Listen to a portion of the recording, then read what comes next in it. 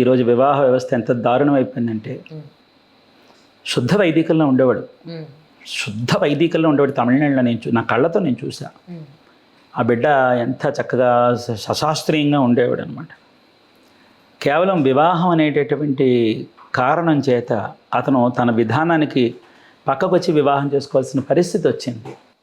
ఇది ఎలా అయితే రేపన రోజున వైదిక వృత్తి పడిపోతుందండి. అలా పడిపోకూడదు, బ్రతికించాలి.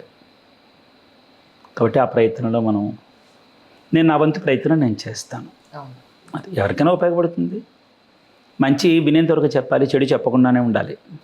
కరెక్ట్. అది మాత్రం మారిపోయింది, ఆ వ్యవస్థ మారిపోయింది కదండి, పూర్తిగా మారిపోయిందమ్మా. కోరికలు ఉండొచ్చు, తప్పులేదు, ఆశయాలు ఉండొచ్చు, సరదాగా ఉండొచ్చు, శుభ్రంగా తిని శుభ్రమైన బట్ట కట్టుకుని ఇప్పుడు నడుస్తున్న వ్యవహారాల్లో కాలానుగుణంగా నువ్వు నడవడంలో కూడా తప్పు లేదు. కానీ ఉపాధి ఏదైతే ఉందో ఆ ఉపాధి నడిపించుకుంటూ నీ సరదాలు సంతోషాలు తీర్చుకో. తప్పేముందండి? ఉపాధి ఉపాధి